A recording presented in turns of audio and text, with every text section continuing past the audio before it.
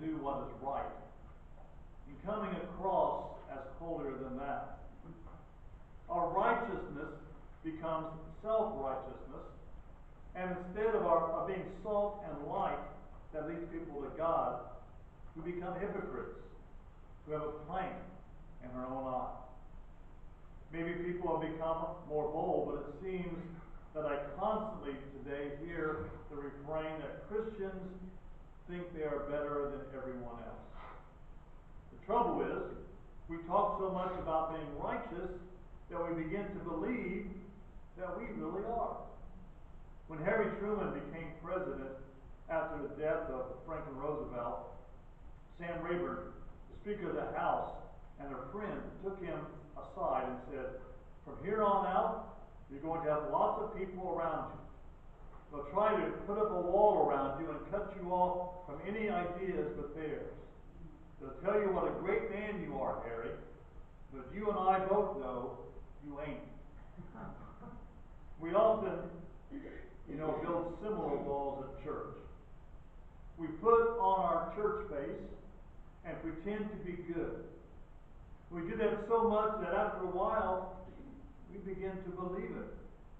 Our tendency at that point is to withdraw from the world and become cloistered in ivory towers of our own making. And then, when we pretend to each other that we are good, and we begin to believe that everyone on the outside is bad. Jesus has been trying to point out to us in the Sermon on the Mount that by ourselves we are not very righteous. We are kind of like the two cows that were grazing in the field when they saw a milk truck pass. And on the side of the truck were the words, "Pasteurized, homogenized, standardized, vitamin A added." One cow sighed and said to the other, "Makes you feel sort of inadequate, doesn't it?" Well, the good news is, Jesus doesn't want to make us feel inadequate. But he does want us to understand how unrighteous we are. And that's what he's been doing throughout this Sermon on the Mount. The problem with it, though, is that we either deceive ourselves into thinking that we can somehow measure up to the standards laid out in this sermon, or we feel so bad because we know we cannot be that good. However, the point is not to make us feel bad, and it's not to make us become hypocrites, but it's to help us answer the question, what do we really need? We all need a lot of things. We all want a lot of things. But what is it that we really need? When all is said and done, how shall we behave? And how shall we live in this world? Matthew chapter 7 is the conclusion of the Sermon on the Mount. In this chapter, Jesus summarizes the point he's been trying to make and offers us an invitation to follow him. The first 6 verses, which we looked at last week, deal with how we act toward other people. The next 6, which we'll consider this morning, deal with our own behavior. How do we act? He teaches us about a general attitude that we need that actually fulfills all the actions and regulations of the law. Even if we can't quote chapter and verse as to where that law is from. Interestingly, instead of talking about what we do or do not do, Matthew chapter 7, verses 7 through 12 talks about who God is and what he does for us, which in turn should show us how we are to behave. So as we continue our journey through Matthew, let's see what we need. What do we need? What do we need? First, we need to be the squeaky wheel. We need to be the squeaky wheel. Now, you've all heard that old saying before, haven't you? The squeaky wheel gets oiled. And generally, the cliche is used in a negative way, isn't it? When our girls were our foster kids, and they were given to us as foster children, their biological father constantly called and badgered DCFS officials about visitation and when he was going to get them back. Every day he was in the face of the caseworker demanding something or griping about something else. And it wasn't long until the overburdened and underpaid worker saw that it was easier to just give in and return the girls instead of following the plan developed to make the environment safe for their return. The squeaky wheel gets oiled. Sometimes it's easier to give the screaming child what she wants rather than to listen to her bellowing. But although we may oil the squeaky wheel because we're tired of the noise, we don't like it, do we? And we try not to be that irritating ourselves. And yet, it seems as if God wants us to be a squeaky wheel. Look at Matthew chapter 7, verses 7 and 8. Ask, and it will be given to you. Seek, and you will find. Knock, and the door will be opened to you. For everyone who asks receives, he who seeks finds, and to him who knocks, the door will be opened. What's interesting mostly about verse 7 is in the Greek, this is in a continual sense. In other words, keep on asking, keep on seeking, keep on knocking. Obviously, we're not being told to be obnoxious here, but Jesus is teaching us the value of persistence. God wants to hear our requests, to see if we really mean what we say. As I mentioned, Jesus mentions three actions here: ask, seek, and knock. Which, when we do those things, says volumes about our faith and trust in God. First, we are to ask. Jesus talked about prayer as an act of righteousness back in Matthew chapter 6. But here, he defines prayer more as an attitude, as a lifestyle that permeates our existence. Being forced to our knees confesses that we are dependent upon God. Sure, God knows what we want before we ask, but he wants to hear us ask. This is not God taunting us, but it's a humbling of ourselves and shows a dependence upon God. You see, the old adage is wrong. The old adage says, pray as if everything depends upon God, but work as if everything depends upon you. It's not right. That's not what God says. That's not scriptural. Now, I would agree with the general principle that we must take on some responsibility, and we cannot just sit back and wait for God to do a miracle. But if we can do it ourselves, then why do we need God?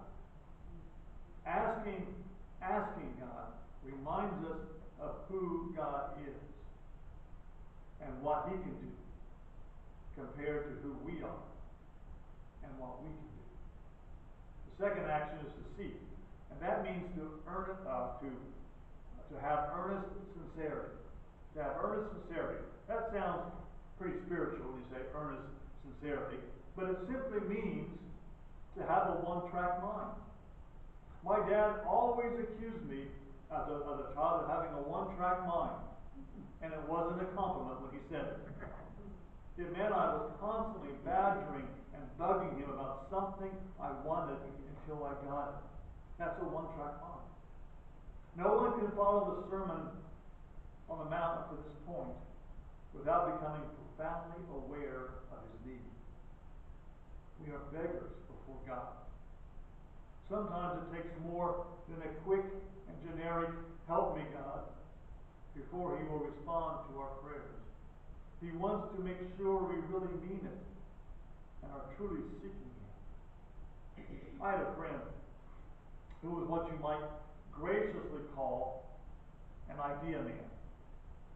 He was constantly coming to me with suggestions on how to improve programs at church, or with new methods that we should implement immediately at church all the time. When I would meet with him for lunch for an hour, I'd go back with a headache because he had so much he was trying to tell me, so much he thought we should do. But before I could even digest all of what he said, or even start to set the programs up, he'd be talking about a new, better, and different idea. He wore me out whenever he came to see me. Sometimes we approach God that way, don't we? We want this today, and that tomorrow, and something else next week. It's almost as if we're throwing a bunch of stuff up in the air, hoping that God will grant us one of our requests. The problem is not having too many requests, but not being focused on what we're seeking. With my friend, I found I did not have to implement most of the things he suggested because he was soon on to something else and had forgotten about his earlier wonderful and essential idea. I wonder if God does the same thing with our requests. You see, God is not required to give us anything, nor is he a genie granting us our every desire. If we aren't focused and serious about our requests, why should he be serious about it? Why should he bother to answer them? The purpose of seeking, you see, is to refine our requests so we can see how what we want fits into the will of God. And so we can properly recognize that the good gifts we receive come from him. In the same way, the purpose of answered prayer is not to show how good we are, because God gave us what we wanted, but to remind us of how great God is. Well, then we are also to knock.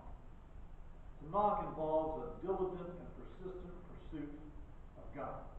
The picture is one of constantly coming and knocking, of continually approaching God. Part of the reason for this knocking is to refine our search. Let's say you're looking for a computer on eBay. If you type in computer, the list of items up for bid will number in the thousands. So you might refine your search and ask for a certain type, maybe a laptop. And there'll still be a large number pop up. So you might look at a certain style. Let's say you want an Apple computer. And the list will get shorter. And you can make it even smaller by looking for a certain size, or a certain price range, or a certain age. When we persistently pray, our requests become refined as well. Ultimately, God is looking for our faith and our submission. In other words, he's looking for when we can finally pray, not my will, but yours be done. What do we need? We need to be a squeaky wheel. What else do we need? We need the right stuff. The right stuff. Look at verses 9 to 11. Which of you, if his son asks for bread, will give him a stone? Or if he asks for a fish, will give him a snake? If you then, though you are evil, know how to give good gifts to your children, how much more will your Father in heaven give good gifts to those who ask him? Jesus assumes here that we are evil. Or in other words, less than perfect. This is not a theology of original sin or total depravity, but the reality that we all make mistakes. That's why it doesn't seem fair that by the time we learn good parenting skills, our children are grown. But I suppose that's why God gives us grandchildren. Notice the subtle thing Jesus does in these verses. He doesn't say we or us here. He says you. He's saying you are the ones who are evil. Jesus is perfect. He doesn't make the same mistakes we do. We are the ones who are sinners.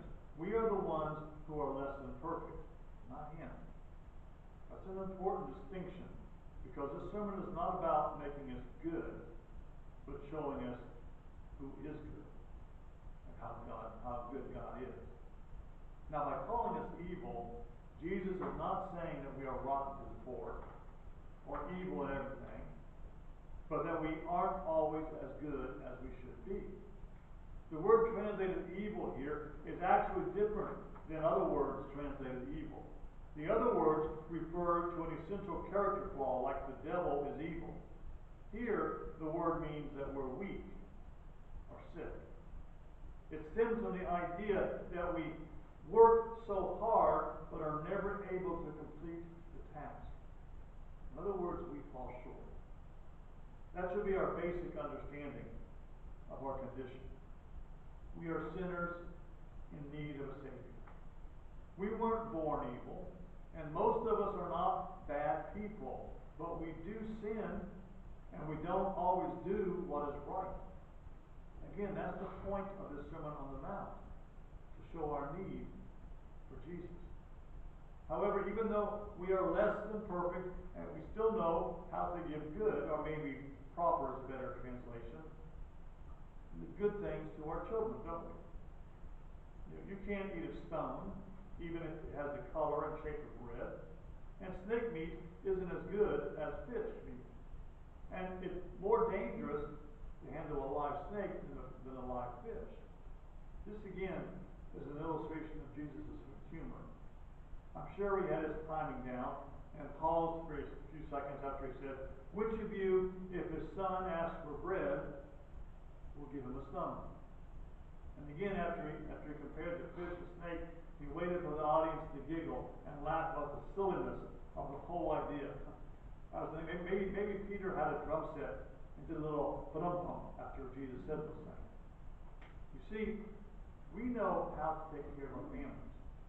It may not always be with the newest and best clothes or cars, and we may not have the largest homes with the latest technology, but we do what we can to provide the basic necessities of life for them, don't we? If that is what we do, though, as weak as we are, how much more will the perfect Father take care of our every need?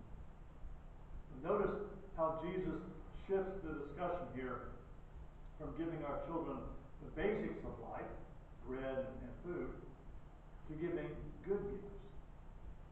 You see, we sell God short by thinking all He wants to do is to give us what we need and nothing more.